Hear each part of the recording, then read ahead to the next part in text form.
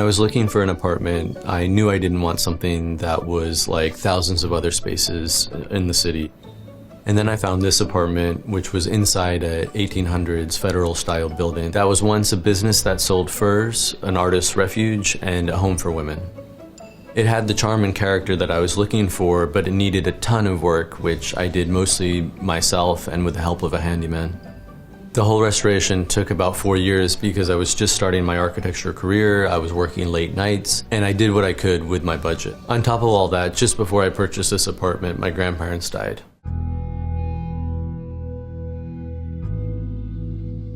They were both incredibly special to me, but losing my grandmother was like losing my best friend. But despite all the loss, I was determined to infuse this place with all of the history that made it so special. And I was able to add touches from my grandmother's house that will always remind me of the time that we shared. In a way, this space is really dedicated to her. Hi, I'm Gabriel Yury, and this is my 860 square foot New York City loft.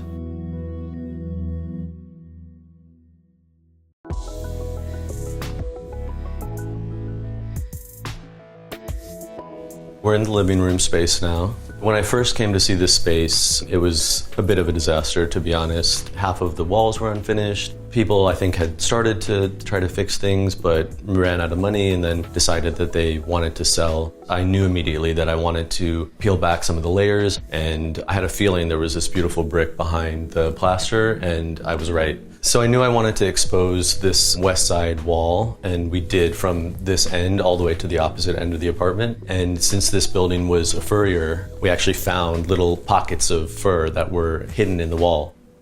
When I first got the space, the ceiling was lowered and it was covered in sheetrock. I knew I really wanted to expose like the old existing ceiling beams, and we did that. This floor is taller. There's higher ceiling height because it was a commercial space. So we have almost 12 feet ceilings here. I really feel like just getting that little bit of extra ceiling height by exposing the beams totally opened the space up and made it feel a lot larger.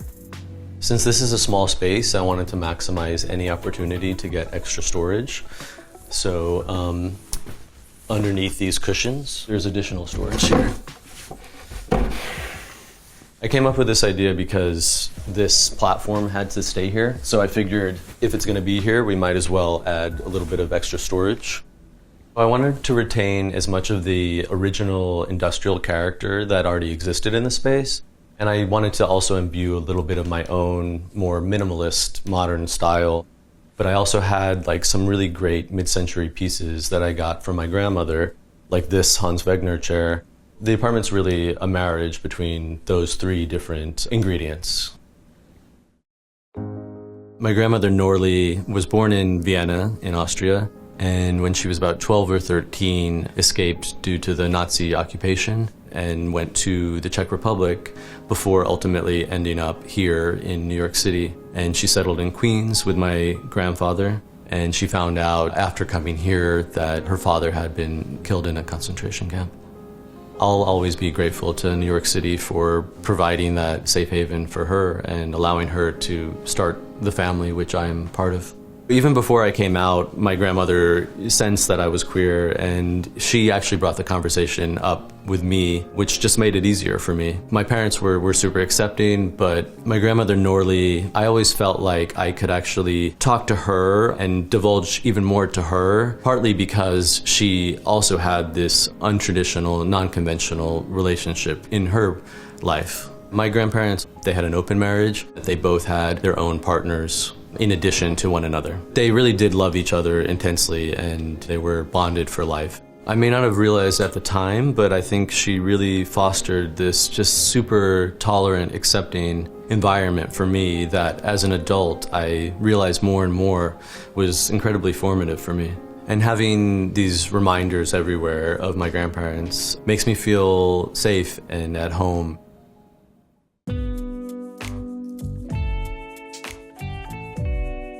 This is the kitchen. The apartment has a few really narrow spaces, and this is definitely one of them.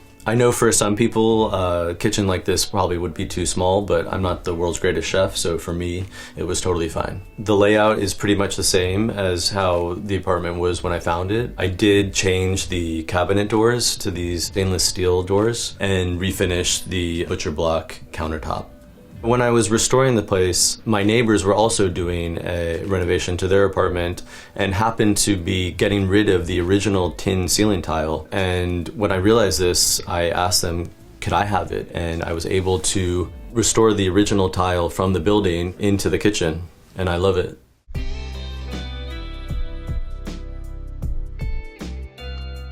The narrowness of the kitchen extends all the way to the bathroom in this hallway. Even though it's a narrow space, I tried to maximize the storage potential. So behind these curtains is all my clothes and washer dryer. This is a cool old vintage ladder, and I use it to get up to this side of the storage to get all the way up to the top. This door was here, and I just loved the patina. I didn't want to touch it. The bathroom is narrow, but it's cozy, and this old clawfoot tub was already here, which was great because I love taking baths.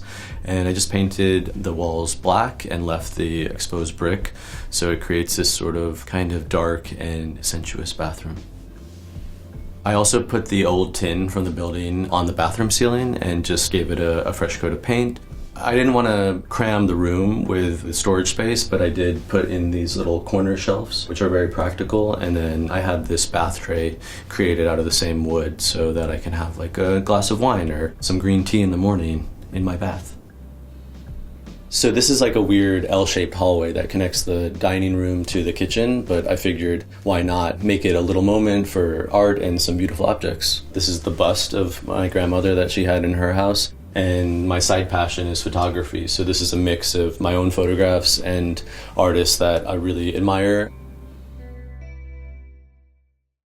I went to grad school in London, but I really wanted to start my design career in New York City, so after I graduated, I came back and I moved in with my grandparents. It was amazing to get to live with them. My grandmother was really one of my best friends, and I think it was hard on her for me to be so far away in London for 3 years. After a few months of living with them, my grandmother passed, and then just a few weeks later, my grandfather passed as well. I see the poetry in the fact that they passed so close to one another, and also in New York City where their romance began. It kind of spurred my search for my own space, and I was always looking with this eye of where could I incorporate the elements that I loved about their house.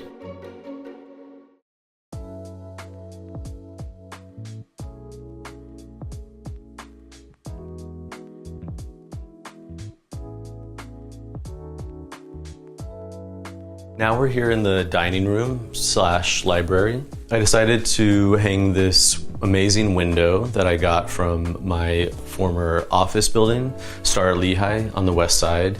They were replacing the windows with brand new ones, and I just figured these old ones are so beautiful. I wanted like a little piece of that time in my life, and so I salvaged one of them, and now it acts as the room divider between the dining room and the living room. So you have this brick build out on this side, and so I figured let's just span shelves from one end to the other and maximize the storage space on this wall with bookshelves and some cabinets below. And then also just wanted to use the full height of the space and get as much in as we could. Since the ceilings are high, we needed a library ladder, which I had custom built for the space. This is where I have my family portraits. And this was my aunt, Brenda, sadly no longer with us, but I always felt like a kinship with her. And then my grandfather, my grandmother looking very glamorous, my grandmother with her jazz singer boyfriend, in their home in Queens, where a lot of this furniture came from, and then another sort of glamour shot of her there. In the living room, there was the original heart pine floors, but in really bad shape, so we just refinished those. And then in the dining room, it was too far gone to save, so we did this herringbone gray marble. So this is another example of where things were covered up. There was this weird shape build out here, and I just figured, like, why not rip it off and see this like crazy pipe that I feel like is almost a sculpture in and of itself. These Jens Rhizome chairs I got from my grandmother. I feel like the weaving sort of complements and plays off of the herringbone floor. The table is Tom Dixon from ABC Home, and the pendant is George Nelson. It's definitely a small dining room, but I feel like I can comfortably have 4 or 5 people over for a little dinner party. All of these amazing transom windows were totally covered up, and when we ripped off the wall that was here, we discovered them, and I just thought it would be amazing to bring them back and also get some of this southern light to come in to the bedroom.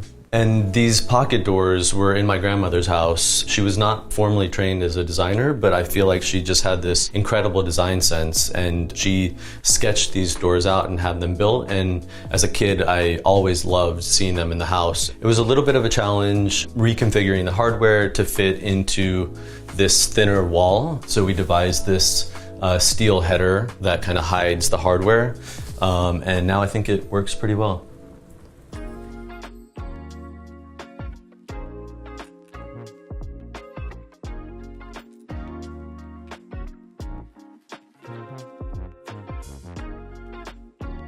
So this is the bedroom. The exposed brick wall comes all the way through to the end of the apartment here. And I decided to leave this wall super minimal because I feel like the texture of the brick is just so beautiful.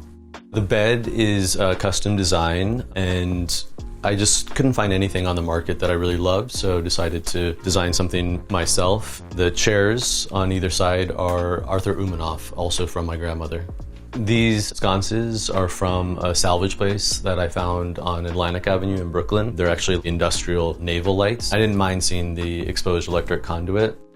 The pendants in this room are also just a little bit of a nod to the industrial history of the building, as well as just leaving the air conditioning units exposed. I didn't mind. A lot of people, I think, were a little surprised that I wanted to do that. I was kind of happy to have them exposed and contribute to this industrial feeling of the space.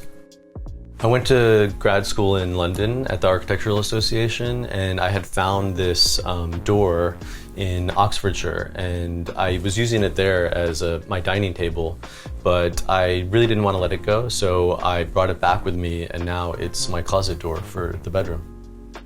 I wanted like a little space for books and for objects in the room, and so I copied something that my grandmother used to do all the time, just stacking bricks or blocks and having wood cut to size, and I think it's just such a smart, efficient solution. So I made this sort of corner shelving unit here.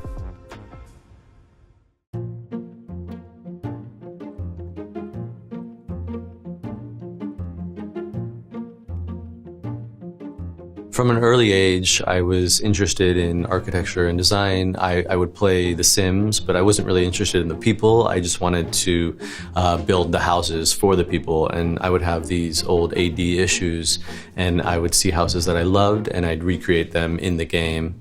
I think with the design of this space, I was telling multiple stories. One of them, of course, being the history of the building, this incredible legacy of industrial New York, and then also my grandparents' story, but also my own sort of design aesthetic. And it was definitely a challenge to blend all these different things together, but I'd like to think that it came together in a harmonious way. I love having the reminders of my grandparents, and makes me feel like I'm still connected to them.